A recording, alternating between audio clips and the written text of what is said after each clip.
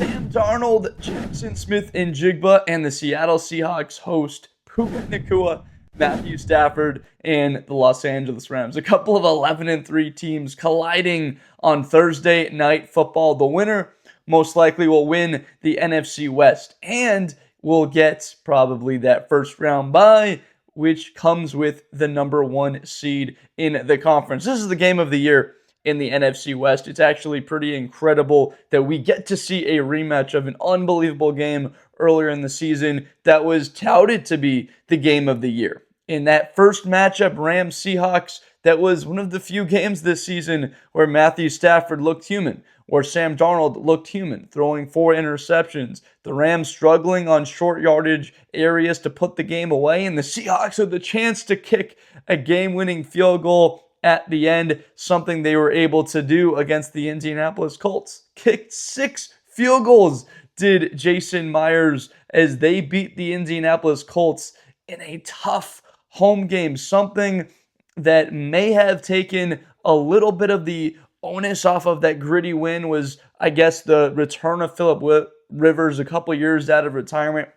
Look, a win is a win in the National Football League, and as you saw, that was a really dangerous defense of Indianapolis. Guys like Zaire Franklin roaming around in the middle, Latu with the sack, and if you're an LA fan, you probably follow a bit of UCLA football or USC. Latu is a great player. So Indy, with all that talent that they had, they gave Seattle a run for their money, and give credit to the special teams. It's a pivotal part of football, and for Los Angeles, that was a key weakness, but now they've got the thicker kicker, and they've pretty much solidified their kicking as they move forward towards the end of the season and the beginning of the playoffs. We got to start with the injury to Davante Adams, or I should be the re-aggravation of his hamstring. And his loss most likely for this game comes because, I'm going to take the words from Sean McVay. He said it's not likely that he will play in this game. He didn't rule it out as of the recording of this video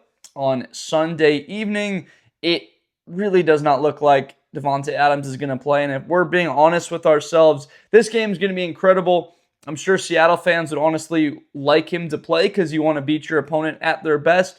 But when it comes down to the true LA team and what they could do this season as a Super Bowl contender, Davante Adams probably wouldn't be healthy enough to play, but if he was, risking him in a game like this where you still have so much to play for getting to the postseason. Remember here, the loser of this game probably will wind up getting the 5 seed. And with the Tampa Bay Buccaneers and Carolina Panthers being as they are, even though Carolina beat LA, Stafford had to have one of his worst games of the season for them to lose. So the loser of this game isn't in that bad a shape getting that 5 seed. They could also be slightly rewarded playing a Tampa Bay or a Carolina team, all due respect, that isn't of the caliber of Los Angeles and Seattle. So Davante Adams in the threat that the Rams are going to lose. We're going to go about the rest of this video assuming that he is not playing in this one. First of all, it's that red zone threat.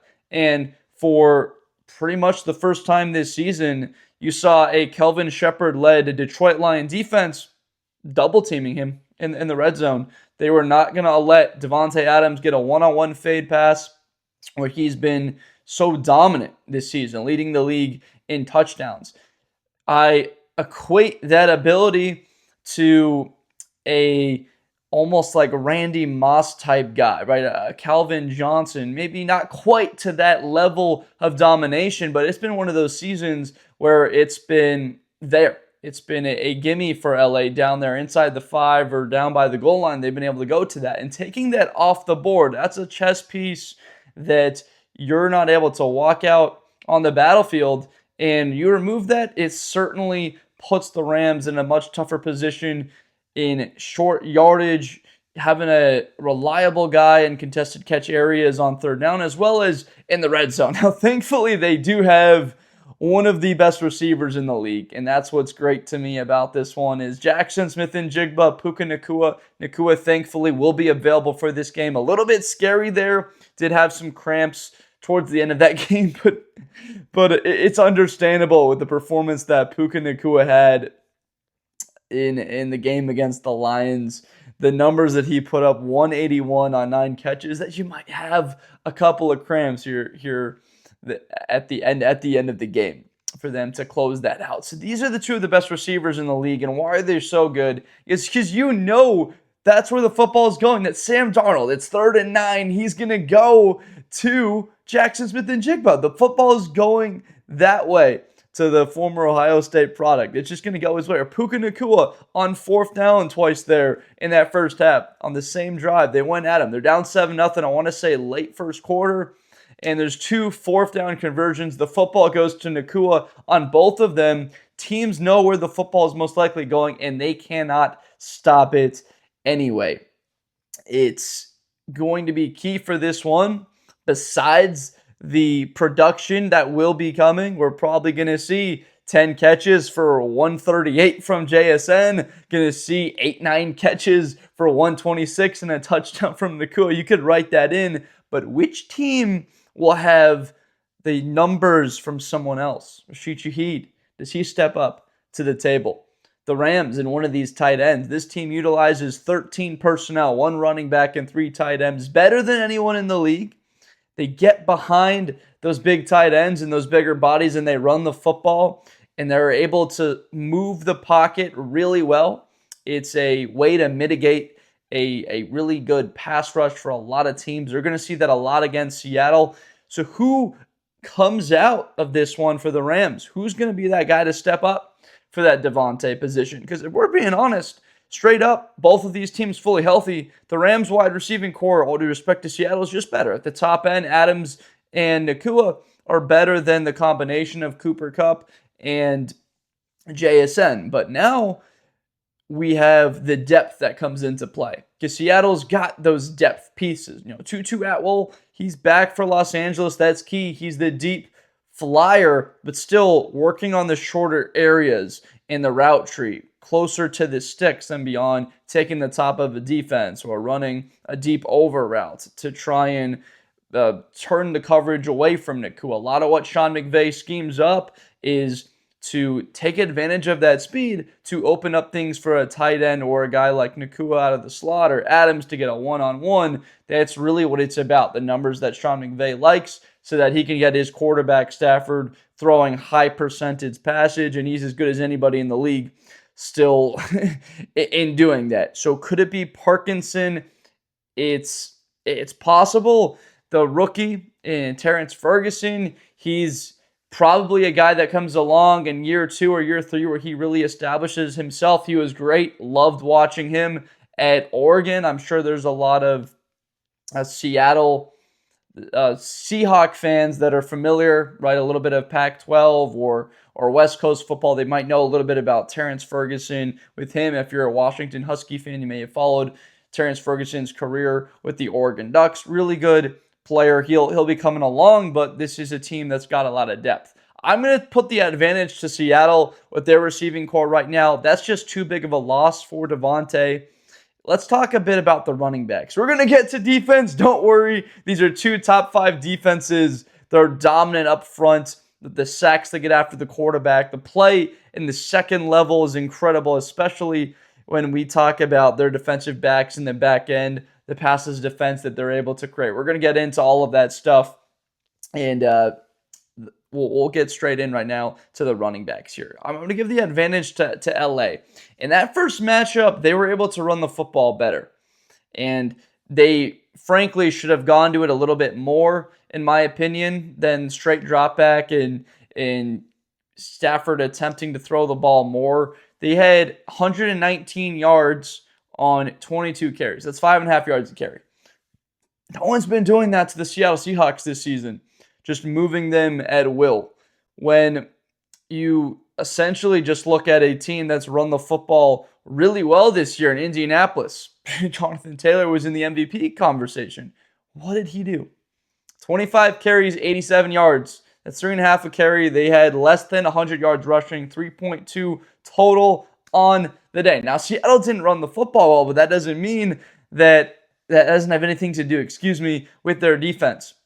Our defense has been great stopping the run. That was a perfect example of a team that was going to really try and stay balanced, run the ball, protect Phillip Rivers, coming back from retirements, and that was exciting. But the run game just never really popped for Indy in this game. Their longest rush of the day was 11. Seattle's longest rush of the day was 8 yards. It wasn't the most exciting game, entertaining, lack of touchdowns, only one touchdown overall on the day. But for me, someone that's grown up around a lot of defense, it was very fun to dig into that. So I think that Seattle is going to defend the run a little bit better in this game. But again, I do believe that LA has the advantage here. In the first matchup, they were the team that pushed it a little bit, running the football with more success. It's just Seattle, they were able to run a lot more plays. They ran 79 total offensive plays, and that was compared to the Rams' 50. The time of possession, that was a lot dictated by the turnovers that Seattle had and a couple of LA Rams scores. I mean, they had the football for 38 minutes to LA's 22. They were able to run all those plays and tire out that Rams defense, and we saw that at the end on that final possession where they went down the field. They weren't decisive enough at the line of scrimmage, and I'm going to put the onus on Sam Darnold. We're going to compare 2-minute situations. Matthew Stafford's one of the best to ever do it. The active leader and, come from behind scores to win games and give his team the lead. So we're going to talk about quarterback evaluation and which guy's better if it's a tight game. In the first matchup, I talked about my confidence in Matthew Stafford compared to Sam Darnold because this guy's just been in it, and he's been in these situations, and he's proven that he can deliver. And Sam Darnold had his chance and drove the length of the field, and frankly, they didn't get down there quick enough to make it easier than a 61-yard field goal attempt. There wasn't really a reason why that couldn't be something that was a lot more makeable, like a lower 50s or something in the high 40s for them to attempt. So in this game, I think that it's going to be a lot similar balance for Seattle and this rushing to pass attack somewhere around 50-50. But I think LA leans into the run a bit more, and we're going to see them have potentially more rushing attempts than passing attempts. Without Adams in the lineup, they're going to try and lean on this one. It's on the road. Keep the crowd out of it. Try and have longer possessions. Pay them off in the red zone. And frankly, when you're playing a team like Seattle, what's a killer is not even a negative play, but a non-really good positive, like a gain of 1 or 2 yards. Those are great. Those are better than sacks, but Seattle's fine with those. If you're stuck in second 8 or 9, their pass rush is so good, or their secondary is so good that they're fine walking out their safeties. They don't have to be in the box. They've got a kid like Nick Amenwari that's this hybrid safety nickel linebacker, 6'3", 228-pounder with freak 4.4 speed, and he's able to play a position that is like 4 guys. He can come off the edge and crash and be a force in the run game, or get after the quarterback and be a pass rusher. He plays 5 or 6 different positions. He's just like a Derwin James or what a Mika Fitzpatrick is, but he's just a little bit bigger, a little longer, and amazingly a little bit freakier athletically than those guys. There's high-end potential. Like, we're talking about a true Earl Thomas, Cam Chancellor like hybrid in what Nick Amenwari is,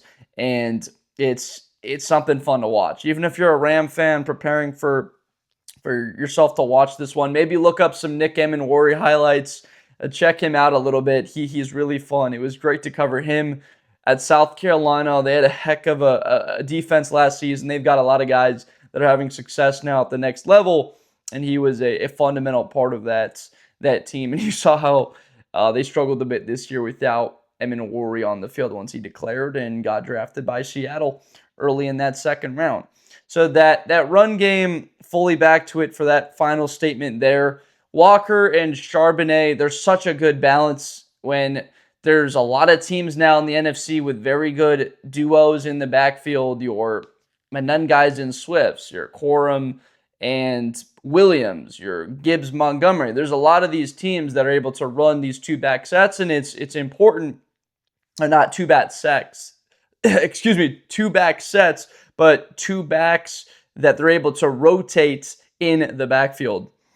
Words got a little bit away from me there for a second. But you're able to keep those guys fresh. And the longer the game goes, in the running attack being a fundamental part of your game plan, these guys have only had 11, 12 carries compared to a Christian McCaffrey.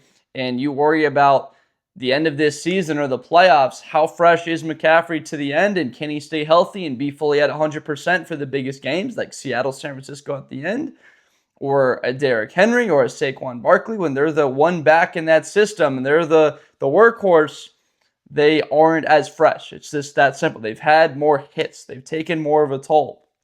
So these offenses, to me, are really stable. The offensive line's protected them well the whole year. I think Stafford and Darnold, the totals are they've both been sacked 17 times this season. They've been protected extremely well.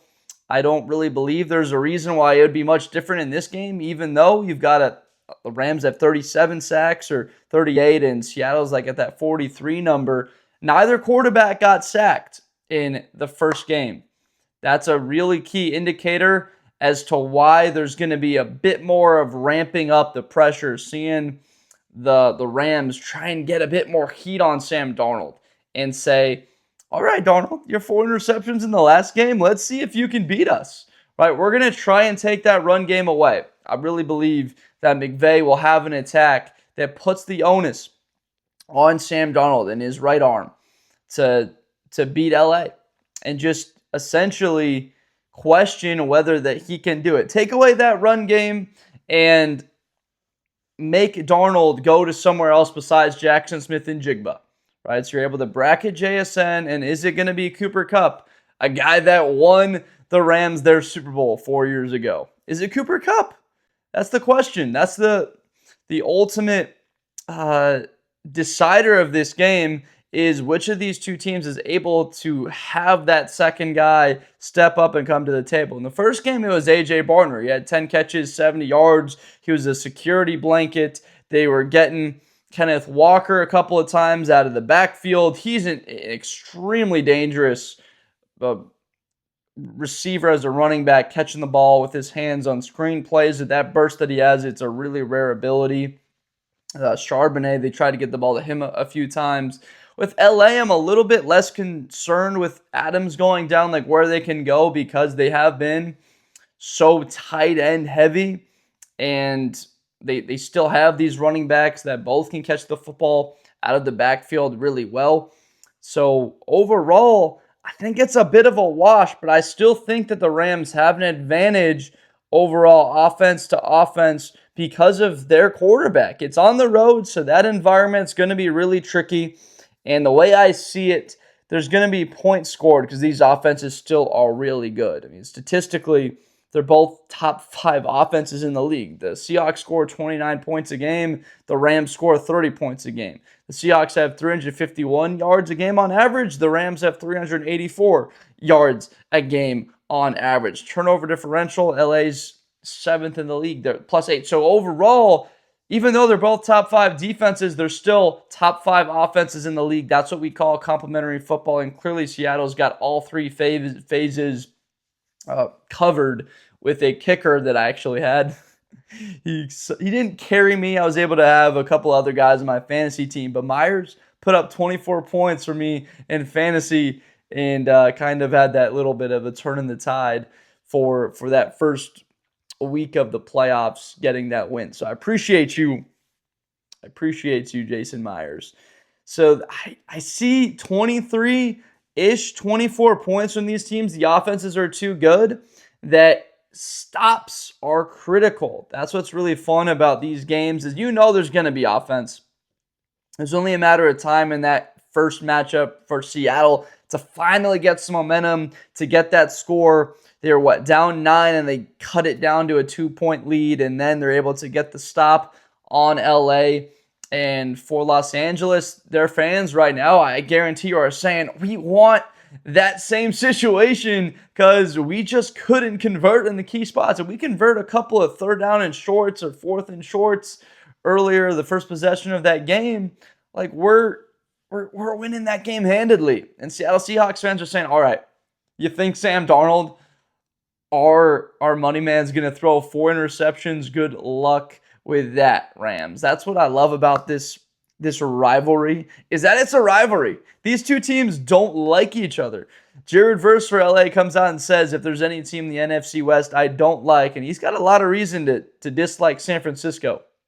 A little bit newer as a second-year player into the rivalry, to not fully have been there for Kyle Shanahan doing pretty well against Sean McVay and this team.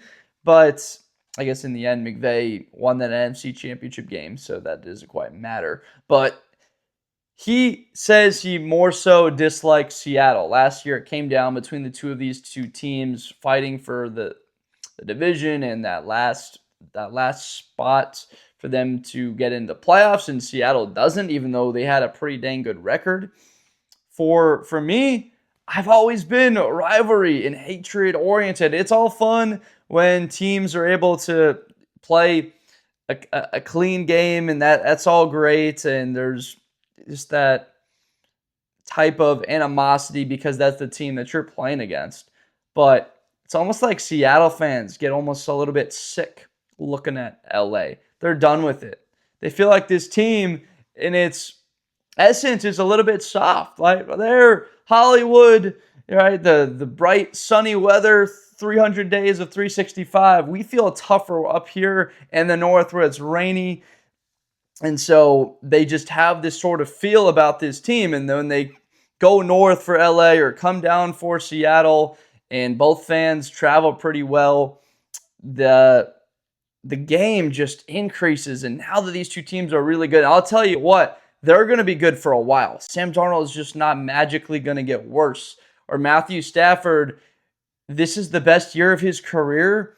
I don't see why not another year or two within the Rams isn't doable with the way that he's played this season. He's playing the best football of his life. Why can't he go another year or two and keep this thing going? So this is just the start, or the peak that we're living right now in this great rivalry that's truly turning into one. It's amazing. So let's talk about that defense now, because as far as what we just went over, we went through Seattle and their offense a little bit, and the Rams and what some of the strengths are.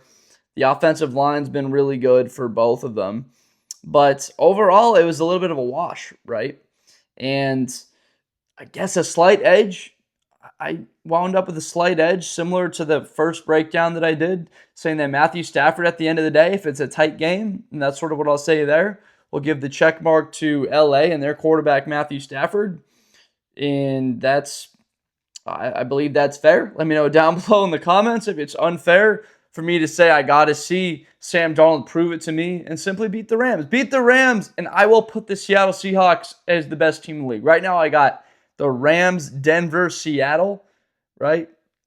Right there, 1, 2, 3. But if Seattle beats LA and knocks them off, I would probably move the Rams down to that 2 or 3 spot.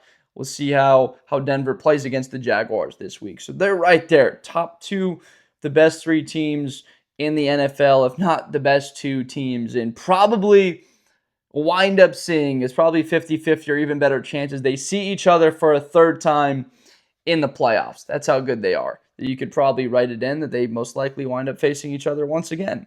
So the defensive side of the football, I love guys like Braden Fisk and Poona Ford and Byron Murphy. It's a position now at off-ball linebacker that's lost a little bit of its zest or its interest. But to me, guys like Nate Landman make you smile. And I think he gets a lot of respect probably from Seattle fans because he does it the right way. And he probably reminds them a little bit of a cat named Bobby Wagner. And Bobby Wagner's been one of my favorite players in the NFL. And Ernest Jones, not so bad either. Right? Leads the team in tackles. He's a tackle machine. He can cover pretty well. Uchenna Nwosu, he's been really good getting after the quarterback this season. That linebacker position, again, also with Drake Thomas on the weak side, is exceptional at how multiple they can be. That they're able to do different responsibilities. They're not just like one guy that's one track. This guy's a He's an outside backer that's better. He gets after the quarterback really well, but he can't cover it all. Seattle's really good at doing multiple things and what their package is. I think that's why having this defensive coaching, Mike Macdonald, is a true superpower for them. And how many different looks that they give you. And it's a puzzle that Matthew Stafford has to solve every other play, essentially, getting up to the line and how it's going to look different, and then post-snap and what they're going to change. Stafford's as good as anybody at distinguishing what the coverages are, and it was fun looking at Phillip Rivers get to the line of scrimmage and have the type of experience and know how to adjust and call the right audibles to be able to get into the right run looks. Even if it was 2nd and 7 or 8, he'd be able to still check into a run and get enough yards, even though you're still trying to get that first. But still, with Indianapolis, if you can get into 3rd and 3, 3rd and 2, they believe that they can favorably pick that up. And then you force Seattle's hand while running out bigger bodied personnel. It opens up play action a little bit for you. So that's a little bit of the chess game that comes here, and you get out of these types of coaches. So Leonard Williams in this game, is it Reed, is it DeMarcus Lawrence? I'm just curious about which player it will be from Seattle that can make a play, because for me, it's getting Stafford to turn the ball over. And the Rams' 3 losses, it was 2 block kicks against Philly, and if you watch my last video breaking down Rams lines, I went over this, so I'll do it again right now real quick here. Carolina, the 3 turnovers, the fumble at the end of the game, and the 2 picks. And in their other loss, I mean, it's the fumble at the goal line by Kyren Williams, then the fumble on the toss to Corum, right? They're going to wind up scoring on both of those possessions, and they don't. They're going to go in for the touchdown to win. So it's fairly simple. To beat LA, you got to take the football away from them or get it done on special teams. Has to be one of those two for Seattle, and I'm Mike Macdonald. I'm forcing the hand. For the Seahawks and their success this season, I think that it falls right into that script where this is a team that gets pressure on the quarterback exceptionally well. I think that the first game of the year wasn't a full indicator of what they are because of the way they struggled offensively, and then against Pittsburgh and the Saints, they showed a lot more of their true nature. The loss against the Rams in there, and then the game against Tampa Bay, I think that they're the first guys to tell you they want another crack at the Bucs. They're going to feel a lot more confident that they could play far better defensively because they stopped the run really well, but they just could not stop Emeka Egbuka. Couldn't stop Tez Johnson. Couldn't stop Cade Otton. They just gave up so many yards. So for Seattle and the way their games have gone, it was as tight a game can be with the Rams, and then the Bucs giving up those yards, and then San Francisco week 1. That's to say the losses for both of these two teams are relatively simple. And what happened? You could point to specific plays like the Darnold interception at the end of the game. They're going down to get the game-winning field goal. Instead, picked off, and Tampa Bay is able to do that instead. So that's, again, why I harp into the importance of Sam Darnold going up against a Rams defense that, I mean, they were in it last year. They're down 6 points to Philly, and they got to get a stop to get their offense in Stafford back on the field in that divisional round against Philly, and they get that stop. They get that sack on Hurts. They get the football back, and Stafford has a chance. They get the ball in the red zone. Doesn't turn out. And earlier this season, against that same Indianapolis team, I think it's pretty telling of Indy how still that team is pretty good. They played the Rams really tough for 4 quarters, the same way that the Colts played Seattle really tough. Both those games for the Colts on the road. But at the end of the day, both of these defenses are strong in all 3 levels. The Rams, Fisk, Ford, and then behind that, Landman. And unfortunately, a guy like Quentin Lake, who's been just Pro Bowl caliber, him not being available, that's big. They would love to get him back soon. But Emmanuel Forbes at corner, I cannot wait to see this man and Jaxon Smith-Njigba go at it. And to see Kinchins come up and potentially have a cover and a bracket, right? Those safeties are going to be really important in limiting JSN. And then for things on the Seattle side, In their back end, it's Tevin Witherspoon, right? It's Reek Woolen. It could be Emin Wari out of the slot, being responsible for all these tight ends, or back out of the backfield, or out of the slot if it's Puka. This is a player that was coming along a bit more, I believe, for that last matchup, and now he's a known commodity. Like, as of now, who should be Rookie of the Year on the defensive side of the ball? Probably Nick Wari. I'll give him my vote. Why not? So these defenses match up exceptionally well. You've got a guy like Leonard Williams, and he's balanced on the Rams side, and they have Jared Verse. And then there's Murphy, and I would say probably you got to give the edge to Seattle just a tad for what they have in the middle in their defensive tackle area. The Rams are great there. It's not taking away from anything in Los Angeles. I would just say Seattle's just a little bit better there in their capability to also stop the run. For the edges, this is as good as it gets. Maybe give a slight edge to LA with Byron Murphy having the season that he has, but then off-ball linebacker, and you compare these defensive back rooms, you're looking at two teams that are really similar rosters. And it's going to take, in LA in the offseason, getting maybe a top 10 pick. I think right now they've got like the 11th pick in the draft because of that Atlanta trade and then their own pick. Maybe it takes hitting on someone. They could maybe bring in a guy like Caleb Downs, just a game changer, like that Emin Wari type role. He'd be the exact type of thing, and I'd love to break those videos down comparing these two guys. That could be incredible. But that's what the Rams will have, a luxury pick. They could trade up and take a quarterback, or trade back and get a couple other picks. Like, there's several different ways that they can go. They could get another wide receiver to be the replacement for Davante Adams when that time comes, and he'll be the full number 2 for Nacua for the next 5 to 7 years or longer than that. Like, they'll have that luxury. So that's to say, like, that's what it will take for LA to separate, because Seattle's there and they're going to be there. Unless LA hits hard in that draft really well, the Seahawks are going to be there. They're not going anywhere.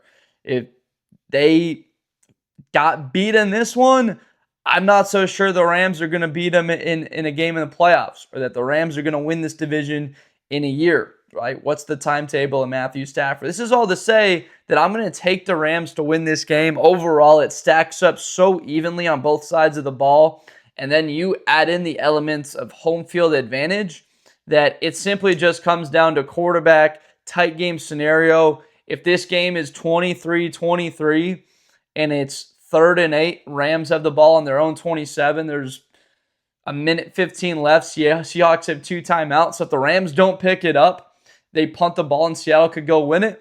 Or if you put Seattle in that same position, I've just got a little bit more confidence than Stafford. So I guess I apologize somewhat to people that watched that first video and I had the similar basis. But again, I have to. I'm not going to change the identity of what I believe in these big games when it comes down to quarterback play and the guy that, first of all, it's the balancing, right, of the aggression and the guy that makes the big play but also avoids it. It's that real fine line. That's what's fascinating about the quarterback position. It's pulling the trigger at the right time, knowing when to fully let it go, but also staying away from the catastrophic mistake. And these two quarterbacks have done as good of a job. And so for me to say that I think Seattle beats the Rams after what I saw from Darnold and in the game against Tampa, where he had an opportunity for their 2 losses on the year, being in that fashion, I would be going against what I feel. Now, I want to hear you down below in the comments. Let me know if there's something that you're looking at in this game. Like, is it Davante Adams? Am I missing that being the type of impact? Or am I giving too much respect to Sean McVay and this offense to be able to go somewhere else, to have an answer being, all right, move the pocket, and we're just going to run the football a little bit more. We're going to utilize our tight ends and spread out the targets to them a little bit. We're just going to go a little bit heavier personnel, 15% more of the time, and we're just going to pound the football a little bit more. How do we mitigate a top 5 defense, one of the best pass rushes in the league? All right, run the football so they can't get after our quarterback. And so we're going to protect him so he's not in 3rd and long. that were in third and short. And now the Seahawks are in conflict because we can run the ball or we can go to Nacua if we need to. That's always there. So that's the thing here is I do believe they have that answer. Now, for the Seahawks, I mentioned how they win this game, and I've gone through the respect, so I don't think that there's going to be anyone questioning my respect for this team or what type of job McDonald has done. It would take a lot for me to think that there's a team that's second best in the conference that's not one of these two or better than them. Maybe it's San Francisco if they're able to win the last of their games and finish 13-4. I mean, it would take them beating the Seahawks to do that also on the road and sweeping them. So that's kind of it. That's sort of the only way that would happen. Or the Chicago Bears, like if they went 13-4 and found themselves like right there for the 1 seed and battling you and forcing one of these two teams to win out, because they wound up 13-4, the same record as either of these two teams, they would actually get that first round and bye, and not the Rams or Seattle if both of these teams dropped the game. So the margin for errors not there. That's what the Rams lost with that loss to Carolina. They had a margin for error. Like they could have lost this game and still been in a position to win their last two and win the division and get the first round bye, but that's not there anymore. And then you've got the injury to Davante Adams and how that's going to play out. And so it's just fascinating, and I'm just so appreciative of you guys, you for sticking around with this video, clicking on this thing, and I really hope that you enjoyed it. But also, it's like, man, I love football so much, these big game atmospheres. Let me know if there's, I mean, you just think back to some of these real big moments in these teams' histories. I just think back to some of the adversity that the Seattle team has faced. Not the last year or so, but a couple of years ago where it was down there and they didn't know what to do with Russell Wilson. They battled through that, and now they're back. Seattle is back. And I just think that football is better when you have a physical bruising team, and they've got the sexiness of what their offense is. In LA, I mean, this team's the class. They're like trying to become what the Los Angeles Dodgers are of football, essentially. And they've got the draft capital and the coach, honestly, to pull off something like that. The only thing they would need to do is find the successor at quarterback to replace Stafford in a couple of years, and they could keep this train rolling for at least another decade and being a perennial contender with nothing, to slow them down. I think what was really big news in the NFC this week, and it was for the real NFL, aside from Mahomes, really feel for him, but their season was done for. They're eliminated from the playoffs. But the Green Bay Packers, who were that third team, I think Green Bay was right there in conversation to be one of the best teams in the conference. And if they beat Denver and LA lost to Detroit, Green Bay would have been the 1 seed in the conference. Both these teams wouldn't have had the control to be ahead of the Green Bay Packers. But that loss to a guy like Micah Parsons for them, or Christian Watson, we'll see his availability going forward. That's just too much of a game wrecker. Imagine if the Seattle Seahawks lost Leonard Williams. It's almost to a level of that because Micah Parsons is one of the best defensive players in the league. A little bit better than Williams or a Jared Verse. Apologize to both those guys. They'll maybe be there at some point soon here. But losing that, and they've already lost to Tucker Kraft, so they've experienced that injury.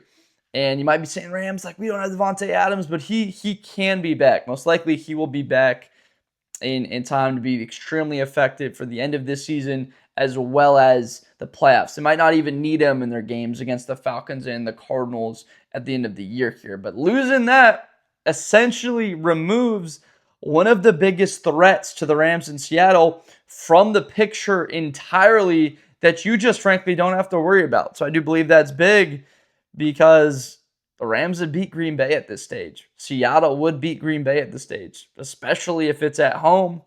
But I don't think either of them would be scared. Like if they wound up as that 5 seed and they had to go there in the divisional round or had to go to Lambeau, that sure, line them up, let's play. So we're going to take the Los Angeles Rams to win this game. despite all of this talk positively on both sides, we do have to make a prediction. And the prediction is going to be to LA essentially because I've got more faith in Matthew Stafford in the bigger moments when it comes down to it that he's going to be able to deliver. And that's what he's done throughout his career. From Sam Darnold, I got to see a little bit more. I'm going to take the Rams to win 26-23. They pull it off. They're the favorite in this game as of right now. They go into Lumen, they get this win, and pretty much wrap up the NFC West division with the games they have left. They would be well on their path to clinching the number 1 seed and first round bye. Let me know down below as well who you think wins this game. Go through. Let me know, please. Give me feedback on why I'm wrong, why I'm right, and you fully agree with this one. So excited for this game. Thursday night is going to be incredible. Thank you all so much for watching. If you have not already, please subscribe for more Blitz the Blender content. My name is Josh Blender. I make NFL college videos weekly, getting you set and ready for these amazing matchups like Bears-Packers. That one probably decides the NFC North. I'm going to record that video right after this one. And so that's going to be up on the page as well, coming out here really soon. So if you're a big fan of football, NFL, we've got that covered. The college football playoff, got all those videos that we've worked on and posted those. That's coming out soon. We previewed that, covering the college football playoff as it goes. This is the best time of year right now. We're living it. Seattle and LA. This is the pinnacle of the NFL season. We still get regular season, so you can lose and you still got your season left. And then the college football playoff and that intensity, what we have. This is the best part of the football season. Let's enjoy it because we're living in it right now. So thank you everybody so much for watching. Subscribe for more in the future, and I will see you next time. Appreciate you so much. Best player in college football. That Georgia and Ohio State game, New Year's Eve, is going to be a classic. Josh Blender, hi everybody, I'm Josh Blender. To the 40, 35, 30, Espinosa to the 20.